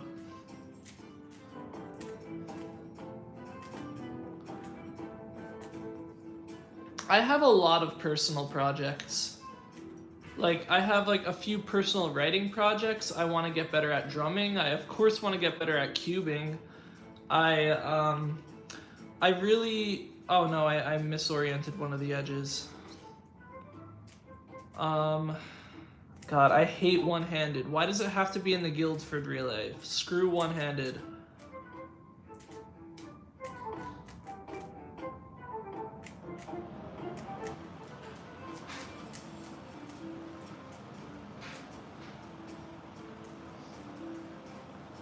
I forget how you do this.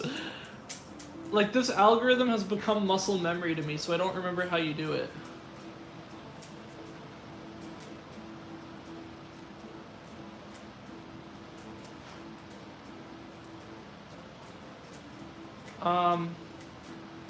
How do you do this algorithm? Yeah, I know you start with sexy, but I don't know what you do after that. Oh no. How do you do this? It's like, don't you like break up that pair? Oh, I got it. Okay. I got it. Okay, there we go. Okay, first puzzle done. Okay, now. So I have, yeah, so my personal projects, I have cubing, I have writing to do, I have drumming. If I want to do my final year of drum corps, like my age out year, dude, I have to, I really have to get, what's it called? Wait, hang on. I keep getting corner skips for clock. Like, that's the second one I've gotten. I'm definitely not scrambling correctly. Okay, anyway. So I have, I was talking about personal projects. Dude, I forget what I was saying. Okay, anyway, let's just solve this.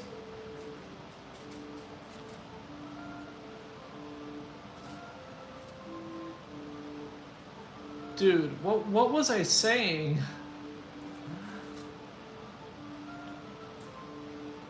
So I have cubing, I have writing to do, I have...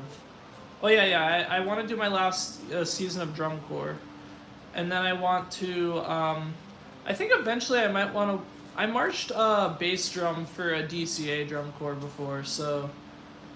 I'd love to do that again. Like, I mean, drumline is kind of a weird environment for me. I don't always like it very much. But it's fun.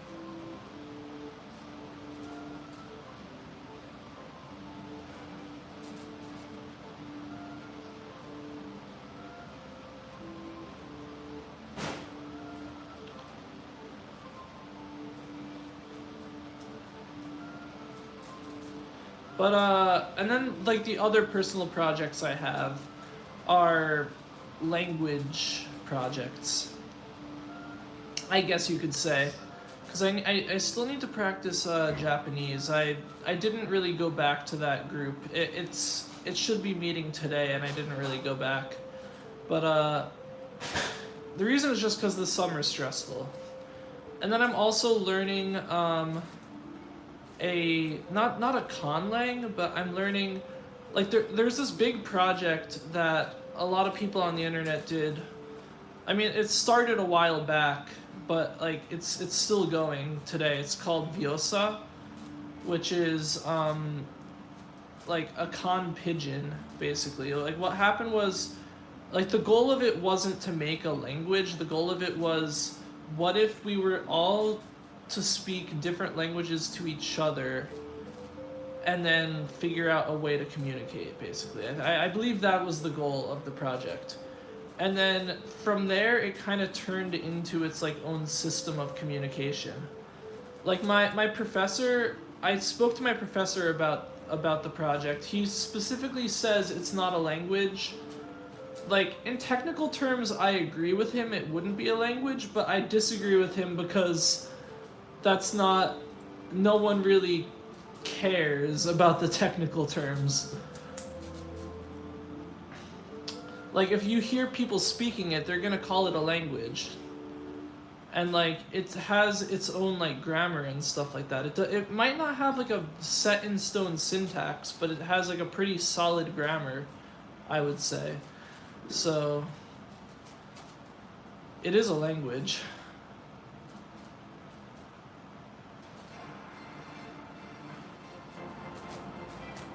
But, yeah, so Japanese and Vyosa I want to learn. Vyosa, I'm kind of learning a bit more casually. Like, Japanese, I took classes for it in college and stuff like that. The way Vyosa is taught isn't like, there aren't... I mean, this is like the way it's taught is that, like, you're not supposed to get any direct translations. That's how the project works. So because of that, my learning process for it is casual. It's like doing a puzzle. It's basically figuring out, like, what people are saying, figuring out the context in which they use certain words, and then trying to communicate using those words.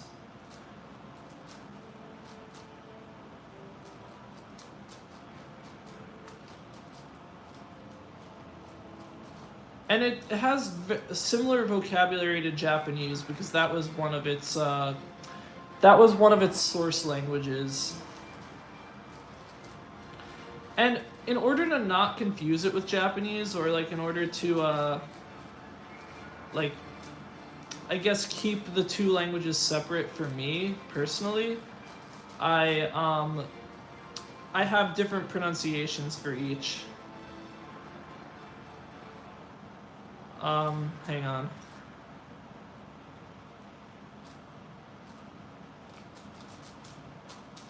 Like for Japanese, obviously there's the ra sound for R, and then the vowels are kind of like a, I, U, E, O. Like they're like pretty lax, especially like the U vowel, like that's like written with a U, but it's like an U. It's not like an U, or like it's very lax in Japanese. But like the way I pronounce Vyosa is I mean, I personally really like the sound of the uvular trill, the r sound. So for my R I use r, and then I use pretty tense vowels for Vyosa. I go a, I, U, E, O. So even though Japanese is a cognate, like it's a source language for Vyosa, I don't pronounce it like Japanese.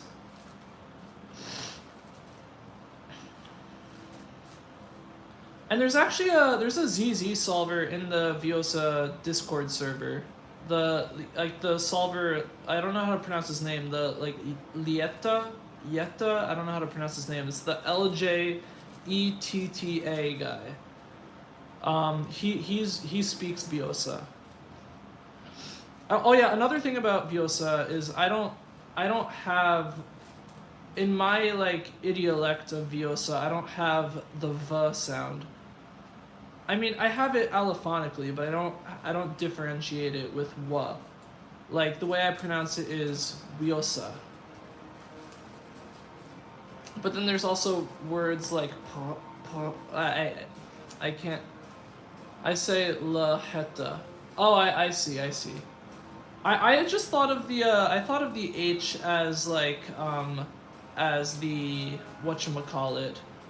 Sorry, not the H. I thought of the J as like the like Norse J, like how in like certain European languages it's like a y sound.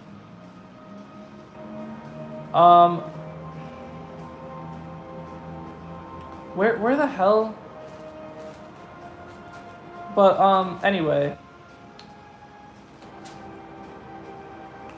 I can't really pronounce the r very well right now for some reason. But there's like words like god dang it, pravda. I can't pronounce it. And I would say what language that's from. I figured out what language it's from, but you're not supposed to say what language any given word is from. Pravda. Okay, that's how you say it. And it's the way and once again, I'm not pronouncing it like the source language. It's very incorrect in the source language. Anyway, I'm biased from knowing more Spanish than Nordic languages. That's fair. I don't know Nordic languages, but like from conlanging I learned like a little bit about them.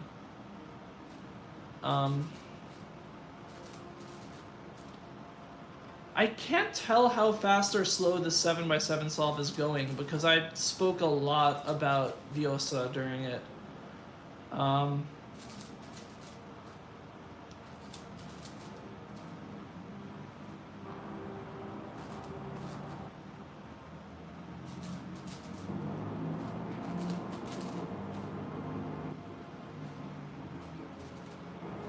What the heck is this? Why am I doing... Okay. Anyway.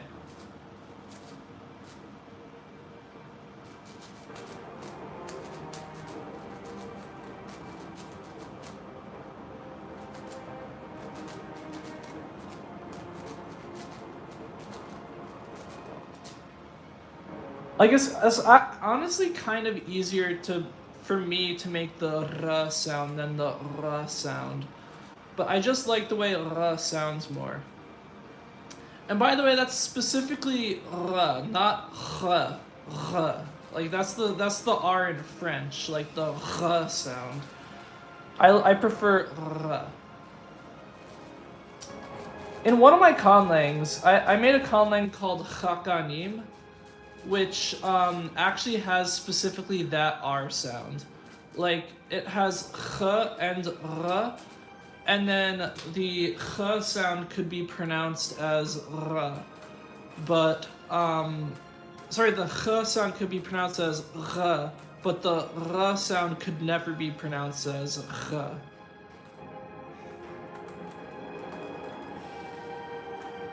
The music is very dramatic. Trilling R, not throat R. No, they're both throat R's, but one of them is just a much, like, more, like, the linguistic terminology is that one of them is a fricative and one of them is a trill. Like, the French R is a fricative. It's r, r. Like, it's much more turbulent, I guess. It's, like your tongue is higher up in your mouth as you do it, and it just sounds a lot more harsh. And then the uvular trill, r, is also sometimes in French, but it's still in the back of your throat that you do it.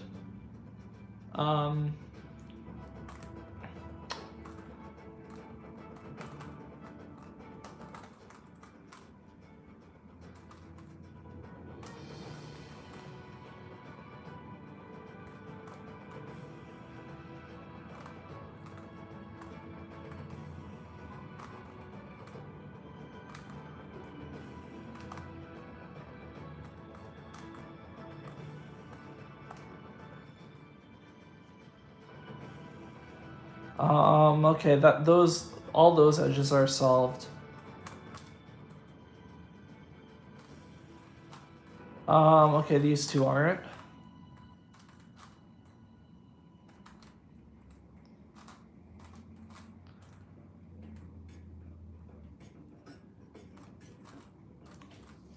One of my other conlanging friends makes fun of me because I use too many uvular sounds in, like, all of my conlangs. Like, many of them have r, and then almost all of them have q as sounds that you can make. So that's something that, like, my friend who conlangs makes fun of me for, is that, like why do I use that so much? So, yeah, that's a thing. But I just like the way that they sound. They sound, like, very satisfying to make. And it can give, like, the language a lot of, like, character.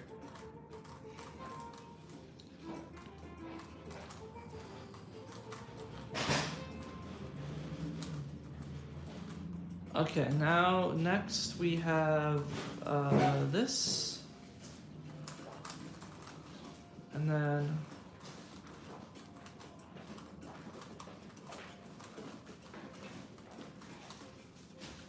Okay, 6x6 time.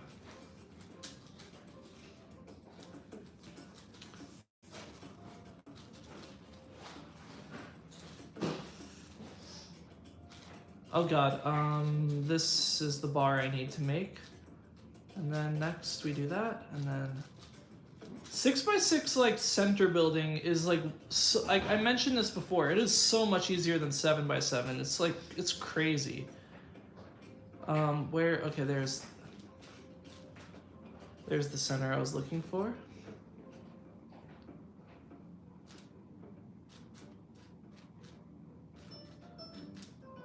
Also something, okay, I don't know if anyone here watches them, but, like, recently in my spare time I've been watching a lot of QSMP, which is the Minecraft streamer Quackity. He made an SMP where that multiple language, like, speakers of multiple different languages are in it. So like not just like American creators, not just Spanish creators, but there's also like Portuguese, like Portuguese slash Brazilian creator. I don't want to say that because like they're not the same thing. You're a fan of QSMP? Yeah, same. Like Portuguese and Brazilian, like they both speak the same languages, but they're like different like nationalities, I guess. So I don't want to say that they're the same thing. But yeah. I've been watching them in my spare time, and it made me realize I've never actually heard people speak Portuguese until I watched that.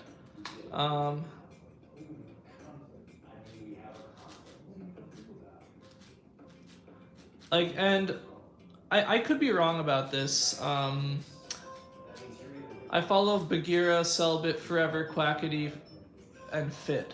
I read that out of order. I personally, I don't know. I follow Quackity, I follow Slimesicle, and I follow Jaden. I don't know much more, but I can't remember. And then I also watch Bad Boy Halo. Yeah, Bad Boy Halo is pretty cool too. I watch a lot of Angry Thomas's videos, who like makes like shorts, not shorts, but like abridged like versions of like the QSMP shenanigans. So that way you don't need to watch like hours of streams. I mean, I do watch hours of streams. Like I watch Slimesicle's videos and Jaden's streams and stuff like that. I should follow like Bagheera and I really want to follow Royer also. But yeah, my point is like, wait, does like Portuguese have like nasal vowels? Like, because whenever I hear people speak Portuguese, I'm pretty sure I hear people saying like or like and stuff like that, which I never knew that it had. And also, wait, okay, yes it does.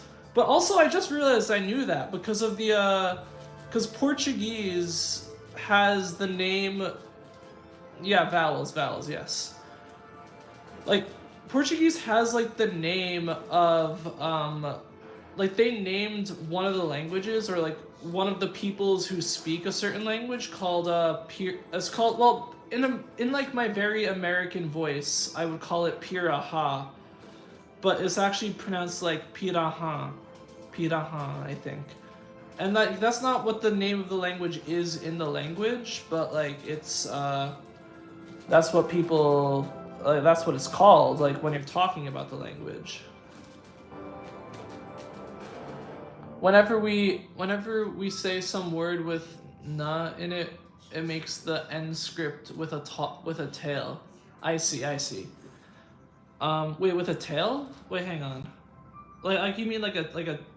I mean, I thought that they use like the tilde, like the little like. Hang on. I thought that they use this on vowels. I could be wrong, but I thought I saw like Portuguese having that. Like, is there like a different diacritic that they use, or? This solve is going to be much slower, or like this relay is going to be much slower. Also, I ignored you a second ago, saying, but welcome back.